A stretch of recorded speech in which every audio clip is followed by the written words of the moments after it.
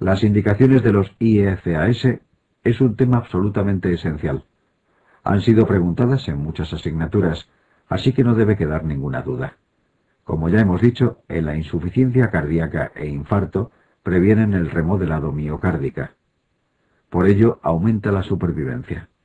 En la hipertensión arterial también han demostrado un aumento de la supervivencia.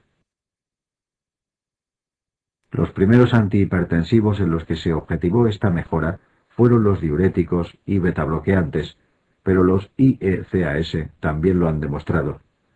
Son muy aconsejables cuando la hipertensión se debe a la estenosis de una arteria renal. Por último, son especialmente aconsejables en la nefropatía diabética, puesto que disminuyen la presión de filtrado intraglomerular, siendo más lenta la evolución de la enfermedad.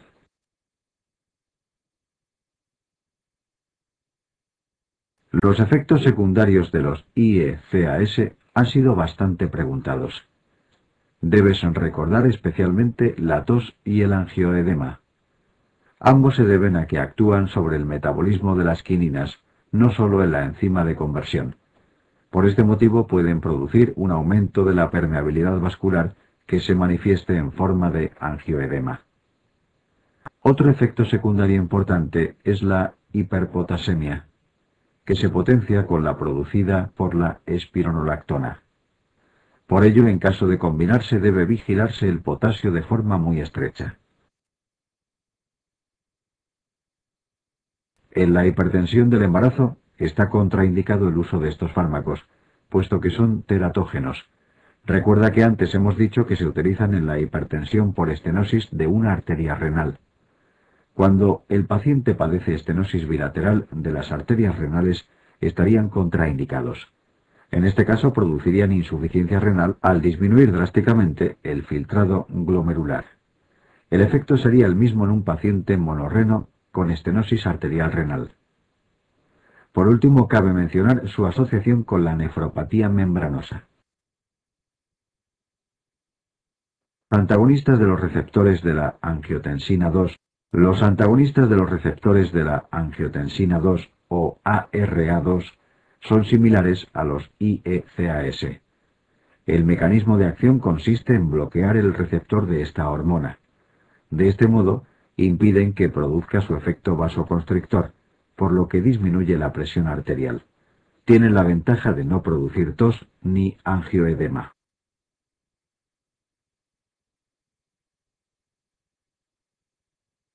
Antagonistas del calcio. Los antagonistas del calcio impiden la entrada de este ion al interior de la célula. Se dividen en dos grupos: dihidropiridinas y no dihidropiridinas. Las dihidropiridinas son aquellos que terminan en pino, amlodipino, nifedipino, lacidipino. Por otro lado, están el verapamil y el diltiazem, que no pertenecen a este grupo. Existen importantes diferencias entre unos y otros. Las dihidropiridinas producen mayor vasodilatación periférica y por ello aparece taquicardia refleja. El verapamil y el diltiazem bloquean el nodo aurículo-ventricular. Esto hace que acaben causando bradicardia. El uso fundamental de las dihidropiridinas se basa en su efecto vasodilatador. Por ello pueden usarse como antihipertensivos. En cambio, el verapamil y el diltiazem tienen además propiedades antiarrítmicas.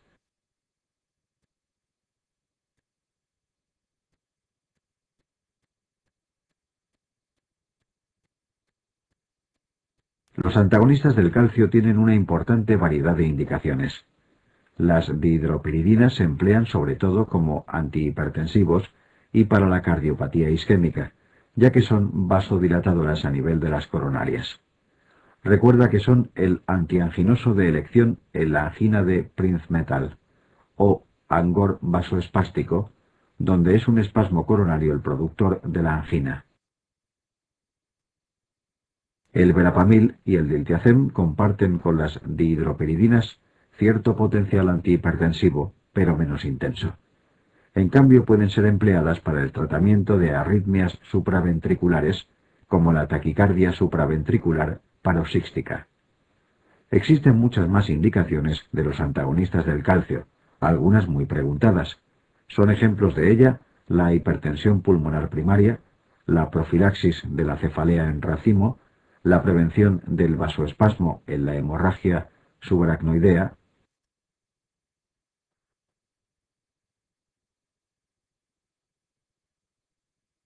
Los efectos adversos derivan de su acción vasodilatadora, que puede producir enrojecimiento facial, edemas en miembros inferiores y cefalea. Como antes decíamos, si se emplean inapropiadamente durante el infarto de miocardio o la angina inestable, las dihidropiridinas de acción rápida pueden potenciar la isquemia. Otro grupo de efectos secundarios son debidos a las propiedades cardiodepresoras. Estos solo aparecen con el verapamil o el diltiazem. Pueden ser causa de bradicardia, producir bloqueos o incluso exacerbar una insuficiencia cardíaca. Por ello deben administrarse con prudencia en la insuficiencia cardíaca. Lo mismo ocurre cuando se emplean junto a betabloqueantes, potencian mutuamente su acción cardiodepresora. No olvides que verapamil y diltiazem pueden aumentar la digoxinemia en pacientes que toman digoxina, facilitando la intoxicación digitálica.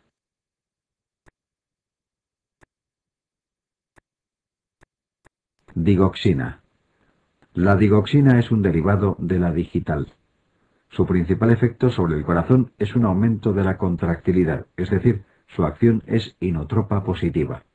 Este efecto es especialmente importante en el corazón insuficiente. En cambio, sobre un corazón sano, es poco apreciable. Su mecanismo de acción consiste en bloquear una bomba de sodio, la ATPasa, sodio-potasio. Esto hace que el sodio aumente a nivel intracelular.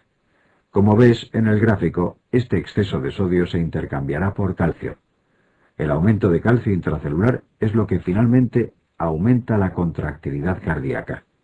No olvides que cualquier músculo requiere un aumento de calcio intracelular para contraerse, y esto es lo que se consigue a nivel cardíaco con la digoxina. A nivel del nodo aurículo-ventricular, la digoxina disminuye la conducción de impulsos. Por este motivo, disminuye la frecuencia cardíaca. Una aplicación clínica de esta propiedad sería, por ejemplo, la fibrilación auricular con respuesta ventricular rápida. Aparte de lo dicho, la digoxina tiene otros efectos. Produce una disminución del tono simpático y de la actividad del sistema renina-angiotensina-aldosterona, que están aumentados en la insuficiencia cardíaca. Por otra parte, tiene cierto efecto diurético, lo que es beneficioso para este síndrome clínico.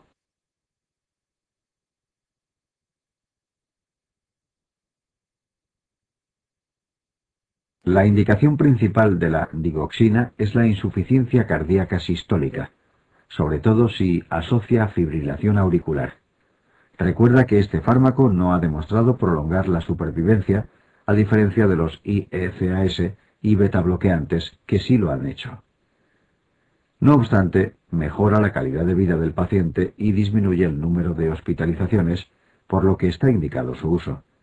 Otra indicación, que ya hemos mencionado, es la fibrilación auricular acompañada de respuesta ventricular rápida, puesto que es capaz de bloquear el nodo aurículo-ventricular.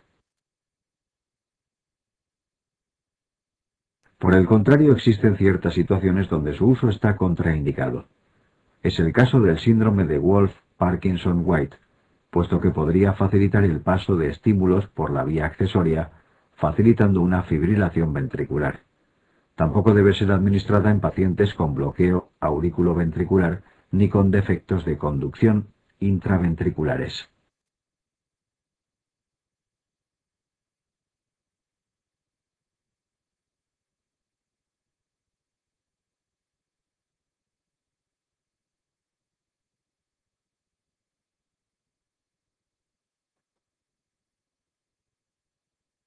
Existen diversos factores que pueden favorecer la intoxicación digitálica, cuyas manifestaciones estudiaremos más adelante. El factor más importante para su aparición es la hipopotasemia. Entre los restantes, recuerda la insuficiencia renal y el hipotiroidismo, circunstancias que disminuyen su aclaramiento, con lo que tiende a acumularse en el organismo. Aparte de las circunstancias mostradas en esta tabla, hay multitud de fármacos que interactúan con la digoxina en el sentido de aumentar la concentración de esta. Te mencionamos algunos de los más importantes y procura recordarlos porque este aspecto ha sido preguntado en el examen.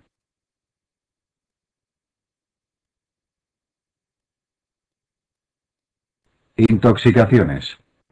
Las intoxicaciones más frecuentes son por drogas de abuso y alcohol. Entre estas dos causas superan el 50% del total de intoxicaciones.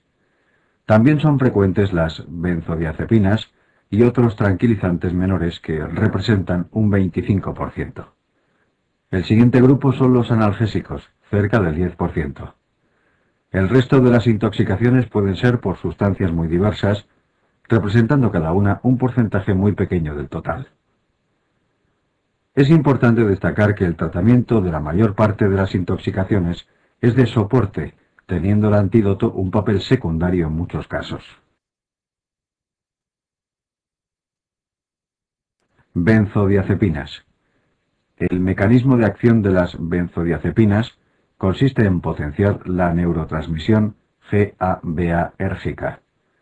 De este modo se incrementa la concentración de cloro intracelular, con lo que la neurona se hiperpolariza. Clínicamente, los rasgos más destacables de esta intoxicación son la somnolencia y la disminución del nivel de conciencia. Cuando es muy grave puede llegar a producir depresión respiratoria. El antídoto frente a esta intoxicación es el flumacenilo, que ha sido repetidamente preguntado en el examen. Barbitúricos. En el caso de los barbitúricos se produce un síndrome hipnótico sedante semejante a la intoxicación por benzodiazepinas, aunque de mayor gravedad. Si la intoxicación es muy grave, puede llegarse a la desaparición de todos los reflejos, incluidos los vestibulares. No obstante, es característica una fase inicial similar a la intoxicación alcohólica, con un componente de euforia y ataxia. Los barbitúricos, a diferencia de las benzodiazepinas, no tienen ningún antídoto específico. El tratamiento consiste en medidas de soporte. Entre ellas, una opción es forzar la diuresis y alcalinizar la orina. De este modo se eliminan a un ritmo más acelerado. Otra opción sería la hemoperfusión con carbón activado, que también busca aumentar su aclaramiento del organismo. Existen otros muchos psicofármacos que pueden causar intoxicación, como los neurolépticos y los antidepresivos. Estos se estudiarán en la parte correspondiente a psiquiatría.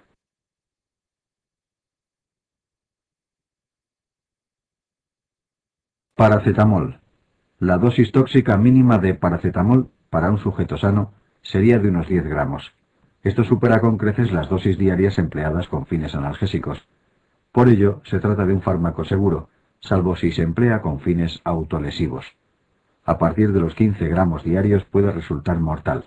El mecanismo fundamental es el daño hepático, por lo que en pacientes hepatópatas la dosis tóxica puede ser muy inferior. Clínicamente, la intoxicación por paracetamol consta de dos fases. Inicialmente es poco específica, con malestar general y síntomas digestivos como náuseas y vómitos. A las 24-48 horas se instaura una hepatitis tóxica con dolor en hipocondrio derecho, aumento de las transaminasas e ictericia. El antídoto específico del paracetamol es la N-acetilcisteína. Por supuesto, también pueden aplicarse medidas generales, como carbón activado, para así disminuir la absorción si se instaura durante las horas siguientes a la ingesta. Intoxicación digitálica. Los primeros síntomas de la intoxicación digitálica son poco específicos, con anorexia, náuseas y vómitos. Más adelante comienzan a aparecer manifestaciones electrocardiográficas. Es habitual que se prolongue el PR, la depresión del ST y el acortamiento del QT. La arritmia más frecuente es la aparición de extrasístoles ventriculares. La más típica consiste en una taquicardia auricular no paroxística con bloqueo AV variable. En caso de intoxicación crónica, la insuficiencia cardíaca de base tiende a descompensarse, acompañándose de manifestaciones como visión amarilla y pérdida de peso. Es posible que en estos pacientes aparezca además confusión.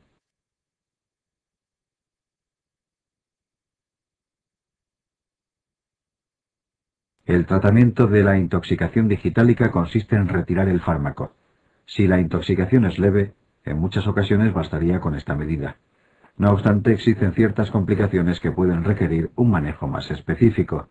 Por ejemplo, ante la aparición de un bloqueo cardíaco, podría ser necesaria la administración de atropina y en algunos pacientes incluso un marcapasos temporal. En caso de que aparezca una arritmia ventricular, el tratamiento se haría con lidocaína.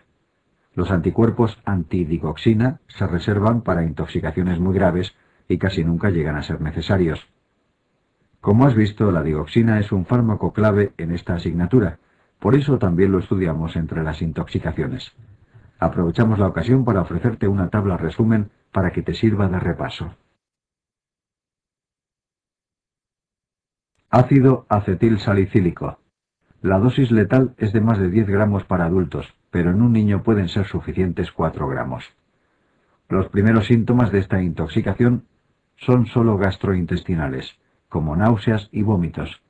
Es típico que se acompañe de acúfenos. Desde el punto de vista gasométrico, destaca una alcalosis respiratoria, puesto que el paciente tiene tendencia a hiperventilar. Según aumenta la gravedad, puede haber deterioro del nivel de conciencia, convulsiones y acidosis metabólica por la sobreproducción de ácido láctico. En ocasiones puede llegar a instaurarse un edema pulmonar y cerebral, potencialmente mortales. Desde el punto de vista terapéutico es útil la diuresis alcalina, puesto que facilita la excreción de los ácidos, como es el fármaco en cuestión. Si las alteraciones ácido-base son muy graves, estaría indicada la diálisis.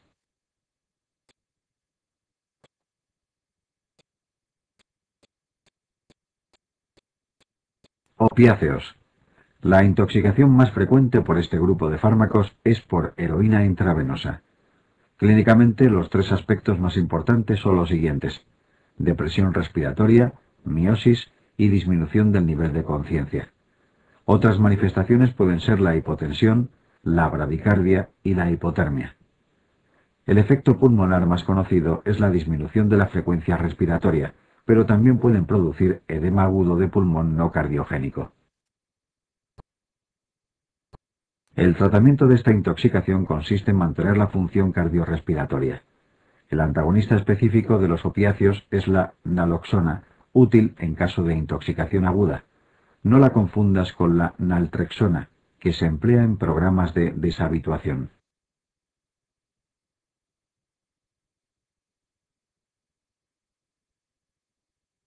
Anfetaminas y cocaína. Tanto las anfetaminas como la cocaína producen un síndrome de hiperactividad adrenérgica. Como consecuencia de esto pueden aparecer multitud de complicaciones cardiovasculares, como infartos de miocardio o hemorragias cerebrales. Si te presentan un caso clínico de una persona muy joven con estos cuadros, deberías tener estas drogas muy en cuenta como posibles causas.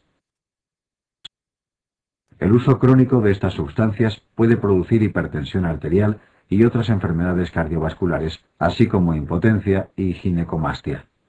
El tratamiento consiste en el control de la hipertensión, las arritmias y la hipertemia, pero no existe un antídoto específico. En el caso de las anfetaminas, puede recurrirse a la hemodiálisis, que acelera su eliminación. Esta tabla te permitirá un repaso rápido de las intoxicaciones más preguntadas en el examen. Junto a la clínica tienes también el antídoto específico. Otras medidas, como el carbón activado o el lavado gástrico, no están incluidas en la tabla por no ser exclusivas de ningún tipo de intoxicación. En el caso de los antidepresivos tricíclicos, es importante destacar que el bicarbonato no es exactamente un antídoto, pero es útil para tratar las arritmias cardíacas producidas por estos fármacos. Por último, te mostramos otra tabla donde incluimos algunas intoxicaciones más. En esta ocasión Hacemos referencia solamente a su antídoto concreto. Solamente haremos énfasis en dos de los tóxicos que aquí aparecen, cuya clínica merece la pena mencionar. El metanol se caracteriza por una importante acidosis acompañada de afectación visual, puesto que sus metabolitos dañan el nervio óptico. El etilenglicol, presente en el anticongelante de los automóviles, también produce acidosis severa. Es característica la presencia en el sedimento urinario de cristales de oxalato cálcico.